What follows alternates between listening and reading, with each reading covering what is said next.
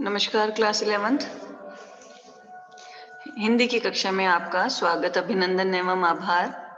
जैसा कि आप अपनी स्क्रीन पर देख पा रहे हैं, आपकी ही आरोह पाठ्य पुस्तक के पाठ्यक्रम का एक महत्वपूर्ण यात्रा वृतांत जिसका शीर्षक है स्पीति में बारिश। स्पीति एक हिमाचल प्रदेश का मध्य भूभाग है जो अपनी खास भौगोलिक स्थिति, पर्यावरणीय कारक और वहाँ के जनजीवन के लिए जाना जाता है। जनजीवन का इस वातावरणीय कारकों से जो संघर्ष है, वो वहाँ के पारिस्थितिक संतुलन का एक महत्वपूर्ण कारक है। अब आपके पाठ्यक्रम में इसको शामिल करने के पीछे क्या उद्देश्य है, ताकि हमें भी एक यायावर बना देना, अर्थात यात्राओं को प्रेरित करना, वहां जाकर के यात्रियों यानी पर्यटकों की संख्या में वृद्धि करना, ताकि हम अपने देश के अलग अलग भूखंडों की न केवल भौगोलिक जानकारी प्राप्त कर सकें, बल्कि वहाँ के वातावरणीय कारक, वहाँ के जनजीवन में होने वाले संघर्ष, फूल पत्ती, पहाड़ या कण कण की जानकारी से ओतप्रोत हो सकें। और लिखने वाले कौन हैं? जिनका नाम दिया गया है कृष्णनाथ। कृष्णनाथ एक ऐसे व्यक्ति हैं जो वास्तव में बौद्ध धर्म से बहुत ज्यादा प्रभावित थे, और बौद्ध धर्म में आस्था होने के कारण उन्होंने अपने जीवन में ये निश्चय किया कि वो एक एक ऐसे स्थान की यात्रा करेंगे जो बौद्ध धर्म से प्रेरित हुआ, और बौद्ध धर्म से संबंधित एक एक ज्ञान के अंश को उन्होंने संग्रहित किया। साथ में वो नागार्जुन के दर्शन से भी बहुत प्रभावित रहे, और जहां-जहां इस तरह के विचारकों का कोई भी संगति होती थी, उस संगति में जा करके वो वहां ज्ञानार्जन किया करते थे। वो अपने आप को एक यायावर घोषित करते हैं। यायावर का अर्थ है अलग-अलग स्थानों की यात्रा का सुख प्राप्त करने वाला व्यक्ति, और वही यायावर जब इन्हीं यात्रा सुख को शब्दों में बांध देता है, तो वह रचना साहित्यिक तौर पर यात्रा वृतांत कहलाती है। मैं फिर से अपनी इसी बात को दोहराना चाहूंगी कि जो व्यक्ति अलग-अलग स्थानों की यात्राएं करके वहां की हर चीज का ज्ञानार्जन करता है, वह है यायावर। और यह व्यक्ति जब इसी यात्रा वृतांत को शब्दों में बांध देता है, तो ये एक हिंदी की साहित्यिक विधा यात्रा वृतांत बन जाती है। यानी यात्राओं के बारे में किया गया वर्णन, व्याख्यान, प्रवचन, विचार, जानकारी, सूचना, सारी बातें इसी में शामिल होती हैं। तो चलिए बढ़ते हैं अपने इसी महत्वपूर्ण पाठ्यक्रम के मुख्य पाठ की ओर, जिसका शीर्षक है स्पीति में बारिश। और हम अपने घर बैठे हिमाचल प्रदेश के उस मध्य भूभाग का ज्ञान प्राप्त करेंगे। ऐसा लगेगा मानो शब्द चित्र के माध्यम से हम वहां के ही वातावरण में भ्रमण कर रहे हैं। तो सबसे पहले लेखक के परिचय की बात आती है। लेखक कृष्णनाथ जी का जन्म उत्तर प्रदेश के वाराणसी नामक क्षेत्र में सन 1934 में हुआ। इन्होंने जो जो रचनाएं लिखी उनमें है लद्दाख में राग विराग, स्थान देखिए लद्दाख, किन्नर धर्मलोक, स्पीति में बारिश जो हिमाचल प्रदेश का एक भूखंड है, पृथ्वी परिक्रमा, हिमाल यात्रा, अरुणाचल यात्रा, बौद्ध निबंधावली, हिंदी और अंग्रेजी में कई पुस्तकों का संपादन। यानी शीर्षक भी उन्होंने अपनी रचनाओं के ऐसे ही लिखे हैं जो पाठक के मध्य ये जिज्ञासा जागृत करने में कामयाब होते हैं कि अरे, हिमाल यात्रा यानी हिमालय की यात्रा कैसे की भाई? अरुणाचल यात्रा, अरुणाचल प्रदेश की यात्रा वृतांत के बारे में बताया गया है। लद्दाख में राग विराग यानी लद्दाख नामक स्थान पर पहुंच करके उन्होंने वहां की सभ्यता, संस्कृति, जनजीवन आदि के विषय में जानकारी हासिल की, और वो सारी अपनी रचनाओं के माध्यम से पाठक वर्ग तक प्रेषित करने का प्रयास किया। इनको अपने साहित्यिक सेवा कार्य के लिए लोहिया सम्मान से सम्मानित किया गया, और सन 2016 में इस महान साहित्य सेवी को हम खो चुके। कृष्णनाथ के व्यक्तित्व के हालांकि कई पहलू हैं, और वो काशी हिंदू विश्वविद्यालय से अर्थशास्त्र में एमए करने के बाद समाजवादी आंदोलन और बौद्ध दर्शन की ओर आकर्षित हुए। बौद्ध दर्शन में उनकी इतनी गहरी रुचि थी कि वे अर्थशास्त्र के विद्वान और काशी विद्यापीठ में एक प्रोफेसर भी रहे इसी विषय के, लेकिन हिंदी और इंग्लिश दोनों भाषाओं पर भी उन्होंने अपना अधिकार बनाए रखा। इन्होंने पत्रकारिता से भी अपने आप को जोड़ा, हिंदी की महत्वपूर्ण साहित्यिक पत्रिका कल्पना और अंग्रेजी की जो पत्रिका थी मैनकाइंड, इन दोनों पत्रिकाओं का इन्होंने संपादन किया। यानी राजनीति, पत्रकारिता और अध्यापन, इन तीनों क्षेत्रों से ये जुड़े रहे, लेकिन फिर भी वे बौद्ध धर्म की ओर ज्यादा आकर्षित थे। यानी भारतीय और तिब्बती आचार्यों के साथ बैठ करके उन्होंने नागार्जुन के दर्शन, वज्रयानी परंपरा, आपको पता है बौद्ध धर्म को दो हिस्सों में बांटा गया, कौन सा, हीनयान, महायान, इसी तरह से एक शाखा और है यहाँ पे वज्रयानी परंपरा का अध्ययन उन्होंने किया। और भारतीय चिंतक जे कृष्णमूर्ति ने जब बौद्ध विद्वानों के साथ चिंतन मनन शुरू किया तो कृष्णनाथ भी उसमें शामिल हुए और उस बौद्ध दर्शन पर भी कृष्णनाथ जी ने बहुत कुछ लिखा है। इसके बाद भी उनकी इच्छाएं पूरी नहीं हुई, क्योंकि उनकी इच्छा थी साहित्य सृजन करना, इसीलिए वे यायावर हुए। यायावर यानी अलग अलग स्थानों की यात्रा करने वाले। एक यायावरी तो उन्होंने वैचारिक धरातल पर की थी। यायावरी यानी अलग अलग स्थानों पर यात्राओं के लिए निकलना और वहां जो जो भूखंड बौद्ध धर्म से प्रभावित हुआ या कुछ अंश में भी वहां बौद्ध धर्म की शाखा का प्रवर्तन हुआ उसके विषय में ज्ञान लेना। और दूसरी सांसारिक अर्थ में, यानी सांसारिक अर्थ में वो ये जानना चाहते हैं कि संसार के धरातल या पटल पर, संसार के धरातल पर ये स्थान है, इन स्थानों में क्या भौगोलिक विशेषताएं हैं, क्या पर्यावरणीय कारक है, वहां का जनजीवन कैसा है, जनजीवन का संघर्ष कैसा है। उन्होंने सबसे पहले हिमालय की यात्रा की और उन स्थलों को खोजना और खंगालना शुरू किया जो बौद्ध धर्म और भारतीय मिथकों से जुड़े थे। मिथक यानी दंत कथाएं। बौद्ध धर्म और भारतीय साहित्य या भारतीय पुराणों से संबंधित कुछ दंत कथाएं होती हैं, यानी लोगों के द्वारा कही सुनी जाने वाली कहानियां, उनके बारे में उन्होंने खोजना और खंगालना शुरू किया। फिर जब उन्होंने इस यात्रा को शब्दों में बांधना शुरू कर दिया तो वो क्या बन गई, यात्रा वृतांत। कृष्णनाथ ने जहां जहां की यात्रा की वो वहां के सिर्फ पर्यटक ही नहीं बने, बल्कि एक तत्ववेता के रूप में उन्होंने वहां की हर एक चीज का अध्ययन किया। और ये अध्ययन खाली ऊपरी तौर पे नहीं था, रुखा रुखा या शुष्क अध्ययन नहीं था, बल्कि वो उस स्थान से जुड़ी हर एक याद को वहां अपनी लेखन कार्य में उद्धृत करते थे, उघाड़ते थे। ये वो यादें थी जो इतिहास के प्रवाह में सिर्फ एक स्थान से संबंधित रह गई थी, लेकिन इन्होंने अपने साहित्यिक कार्य में इसको अपना करके सारे भारतीय लोकमानस से इसको जोड़ दिया। यानी एक ऐसा स्थान विशेष जहाँ के स्थानीय लोग ही उसके बारे में जानकारी रखते हैं, जब पर्यटक वहां जाएगा, वहां उसके बारे में घूमेगा, देखेगा, परखेगा, और जब उसी विषय के बारे में जब वो लिखना शुरू करेगा तो वो जब प्रकाशित होगी पुस्तक, कई लोगों के पास जाएगी और उस स्थान के अलावा पूरे क्षेत्र में जब वो फैलेगी तो हर एक व्यक्ति जो है उस पुस्तक को पढ़ेगा और उस स्थान विशेष की हर एक जानकारी से वो भी लाभान्वित होता जाएगा। यानी पूरे भारतीय लोकमानस को इन्होंने जोड़ा। पहाड़ के किसी भी छोटे बड़े शिखर पर दुबक कर बैठी वह विस्मृत सी स्मृति, यानी भूली हुई सी कुछ यादें मानो कृष्णनाथ की प्रतीक्षा कर रही थी। यानी एक ये ऐसा पर्यटक था जो अलग अलग स्थानों पर जाता है, वहां की सारी यादों को संजोता है और उसके बाद लिख करके उसे जनमानस तक पहुंचाता है।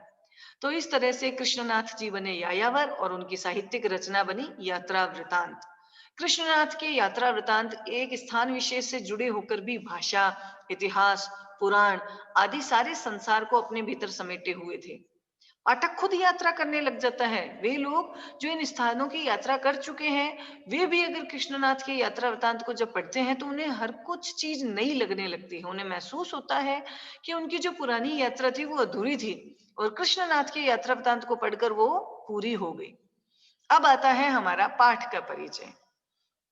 पाठ का शीर्षक स्पीति में बारिश। स्पीति मैंने आपको पहले भी बताया, हिमाचल प्रदेश का एक मध्य का भूभाग। ये क्या है, एक पाठ यात्रा वृतांत है। यानी स्पीति हिमाचल के मध्य में स्थित है। ये स्थान अपनी भौगोलिक, अपनी प्राकृतिक विशेषताओं के कारण अन्य पहाड़ी स्थानों से थोड़ा अलग है।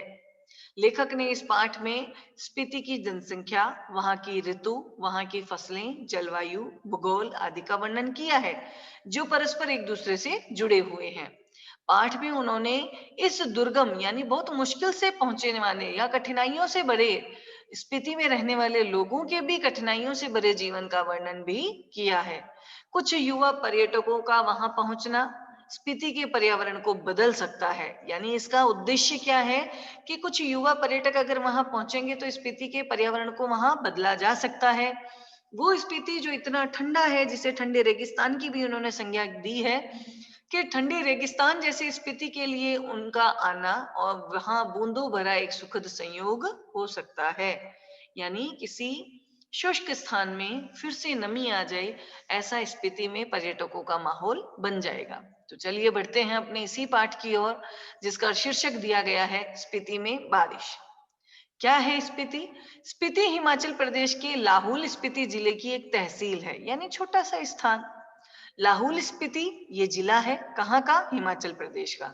उसी का एक छोटा सा क्षेत्र है जिसका नाम है स्पीति। लाहौल स्पीति का यह योग भी आकस्मिक हित है, यानी लाहौल और स्पीति मिला जुला है। लाहौल जिला है, स्पीति क्षेत्र है, मिलाकर के बना दिया लाहौल स्पीति। इनमें बहुत योगा योग नहीं है। योगा योग द्वंद्व समास है बेटा, योग और अयोग। ऊंची ऊंची दर्रों और कठिन रास्तों के कारण इतिहास में भी ये कम ही रहा है। यानी वहां की भौगोलिक परिस्थितियां किसी संस्कृति और सभ्यता को पनपने के लिए महत्वपूर्ण कारक के रूप में सिद्ध नहीं हो पाई, इसलिए वहां लोग भी नहीं पहुंचे, इसलिए इतिहास भी वहां का इतना नहीं बना। अलंघ्य भूगोल, यानी जिसको लांघा नहीं जा सकता, जिसको पार नहीं किया जा सकता, ऐसी भौगोलिक स्थिति यहाँ इतिहास का एक बहुत बड़ा कारक है। अब जबकि संचार में भी कुछ सुधार हुआ है, तब भी लाहौल स्पीति का उपयोग प्राय वायरलेस सेट के जरिए है, जो केलंग और काजा के बीच खड़खड़कता रहता है। यानी लाहौल स्पीति से अगर जुड़ना है तो वहां पर भी क्या किया जाएगा कि भाई आज जो वायरलेस संचार क्रांति हो चुकी है, कोई जरूरी नहीं कि आप तार लेकर के फिर एक दूसरे से कनेक्टेड हो। यहाँ पर वायरलेस सिस्टम के द्वारा भी केलंग और काजा नामक स्थान पर, दो स्थानों पर जो है आपस में संबंध कायम किए जा सकते हैं। फिर भी केलंग के बादशाह को भय लगा रहता कि कहीं काजा का सूबेदार उसकी अवज्ञा तो नहीं कर रहा। यानी एक दूसरे से बातचीत होने के बावजूद भी लेखक ऐसा कह रहा है कि पुराने समय में वहां केलंग के राजा को ये डर लगता था कि कहीं काजा नामक स्थान का जो सूबेदार है, जिसको मैंने नियुक्त किया है, कहीं वो मेरी अवज्ञा तो नहीं कर रहा, कहीं ऐसा तो नहीं है जो मेरी आज्ञा नहीं मानता, कहीं बगावत तो नहीं करने वाला, क्योंकि वो क्षेत्र दूर था और भौगोलिक सीमाएं ऐसी थी जिनको पार करना बहुत मुश्किल था, इसलिए जाने में भी समय लगता था।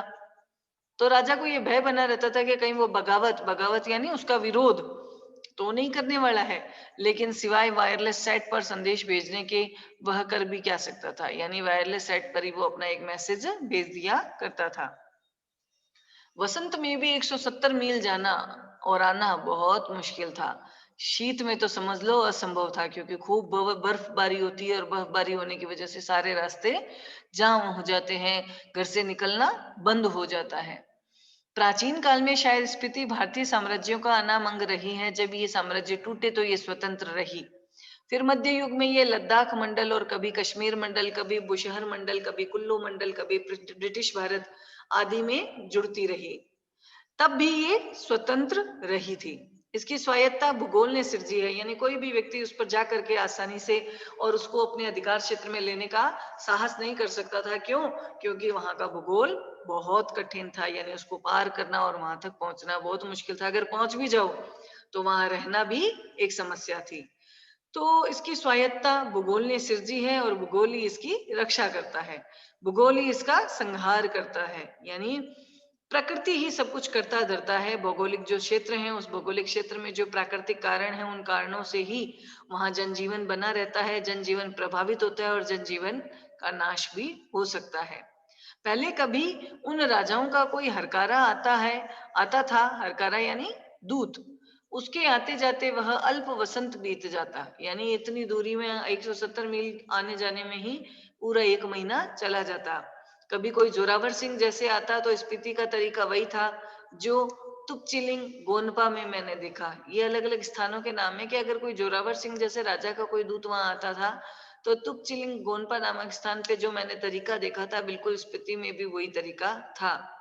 डायनामाइट का विस्फोट हुआ तो लाहुली हदस कर, आंख बंद कर चांगमा का तना पकड़ या एक दूसरे को पकड़कर बैठ गए। लाहुली यानी वहां रहने वाले लोग। क्योंकि बेटा क्या होता है, आपने देखा है लैंडस्लाइड यानी धरती की सतह का खिसकना। अब जैसे ही वो खिसकेगी तो बड़ी बड़ी जो बर्फ की चट्टाने हैं वो क्या होगी, ऊपर से दरार पड़ेगी और वो नीचे गिरेगी। नीचे गिरने से एक धमाका सी आवाज आएगी। तो धमाका सी जो बेचारे वहां लाहौल क्षेत्र में रहने वाले लोग हैं, लाहुली, वो क्या करेंगे बेचारे, एक दूसरे को पकड़कर बैठ गए। जब धमाका गुजर गया तो फिर डरते डरते आंख खोलकर उठे। जोरावर सिंह के आक्रमण के समय स्पीति के लोग घर छोड़कर भाग गए। उन्होंने स्पीति को और वहां के विहारों को लूटा। यह अप्रतिकार शायद स्पीति की सुरक्षा की पद्धति है। अप्रतिकार यानी अब उनके पास लड़ने के लिए और कोई रास्ता था नहीं, इसलिए वहां उन्होंने आक्रमण करने वाले लोगों को ही क्या किया, वहां विहारों को, विहार में रहने वाले जितने भी बौद्ध भिक्षुक वगैरह थे उनको क्या किया, लूटना शुरू कर दिया। शायद वो सोचते थे कि ऐसा कार्य करके वो अपने जीवन को सुरक्षित कर सकते हैं। स्पीति में जनसंख्या लाहुल से भी कम है। अब लाहुल में जोरावर सिंह का आक्रमण जैसे ही उन्होंने बताया, तो आगे बताते हैं स्पीति 1901 की जनगणना के अनुसार देखिए कैसी जनसंख्या है, क्योंकि वहां जीवन बहुत दुष्कर है। 3231 थी 1901 में। 1971 में क्या हुई, 7196। और इसका क्षेत्रफल 1971 की जनगणना में लाहुल के साथ जोड़कर मिला तो इसका क्षेत्रफल बना 12,015 वर्ग किलोमीटर। स्पीति का अलग क्षेत्रफल नहीं दिया गया। इंपीरियल गजेटियर ऑक्सफोर्ड 1908 खंड 3 के अनुसार ये क्षेत्रफल 2155 वर्ग मील है। इस तरह स्पीति की जनसंख्या प्रति वर्ग मील 4 से भी कम है। यानी 1901 में यह प्रति वर्ग मील 2 से भी कम है। यानी इतने इतने क्षेत्र में मात्र इतनी संख्या में ही लोग दिखाई देते हैं। लाहौल स्पीति का प्रशासन ब्रिटिश राज से भारत को जिस जस का तस मिला, यानी ब्रिटिश राज से जैसा इंग्लिश जो ब्रिटिश ईस्ट इंडिया कंपनी छोड़कर गई थी भारत को, वैसा का वैसा ही मिला। अंग्रेजों को यह सन 1946 ईस्वी में कश्मीर के राजा गुलाब सिंह के जरिए दिया गया था। यानी ईस्ट इंडिया कंपनी को ये स्पीति का जो शासन है वो किसने सौंपा, राजा गुलाब सिंह ने। कहाँ के शासक थे, कश्मीर के। अंग्रेज इनके जरिए पश्चिमी तिब्बत के ऊन वाले क्षेत्र में प्रवेश करना चाहते थे। तिब्बत में अंग्रेजी साम्राज्य के दूरगामी हित भी थे। यानी इस क्षेत्र से होते हुए वो आगे तिब्बत में जाकर के अपने कुछ निजी स्वार्थों को पूरा करना चाहते थे, और वो क्या था, ऊन प्राप्त करना। जो भी हो, 1946 में कुल्लू, लाहौल, स्पीति ये ब्रिटिश अधीनता में आई। पहले सुप्रिंटेंडेंट के अधीन थे, फिर 1947 में वे कांगड़ा जिले में शरीक कर दिए। यानी पहले तो ये अलग अलग सूबेदार या सुप्रिंटेंडेंट जो थे तैनात किए गए थे उनके अधीन थे, फिर इनको मिला करके कांगड़ा एक ही जिले में उनको शामिल कर दिया। लद्दाख मंडल के दिनों में भी स्पीति का शासन एक नौनो द्वारा चलाया जाता था। अब यहाँ नौनो क्या है, एक वहां का स्थान विशेष का एक शासक। यानी लद्दाख मंडल में जब शामिल किया गया तो वहां स्पीति का एक स्थानीय शासक बना दिया गया। वो वहां की देखरेख करता था, शासन चलाता था। ब्रिटिश भारत में भी कुल्लू के असिस्टेंट कमिश्नर के समर्थन में ये नौनो कार्य करता था। ठीक है, इसका अधिकार क्षेत्र केवल द्वितीय दर्जे के मजिस्ट्रेट के ही बराबर था। लेकिन स्पीति के लोग इसे अपना राजा मानते थे। राजा ही नहीं बल्कि जो दमयंती जी को रानी मानते थे। राजा नहीं है तो दमयंती जी को रानी मानते थे। इस तरह वो अपनी इनमें श्रद्धा रखते थे। तो आज की कक्षा में इतना पर्याप्त है। कल हम बात करेंगे स्पीति के मुख्य रूप से भौगोलिक सीमाओं की, और भौगोलिक सीमाओं के साथ साथ किस तरह से ये ब्रिटिश शासन के अधीनता से छूट करके भारतीय भारत में शामिल हुआ, और पूरे भारतीय क्षेत्र में शामिल होने के बाद किस तरह से जो राज्य बना हिमाचल प्रदेश उसका एक अंश बना और उसका एक छोटा सा जिला बना। तो उस जिले की क्या खासियत है, वहाँ का जनजीवन कैसा है, उनके बारे में कल की क्लास में ज्ञान प्राप्त करेंगे। धन्यवाद बेटा जी। घर पर बैठ करके सुचारू रूप से आप अपना कार्य करें, अध्ययन को जारी रखें।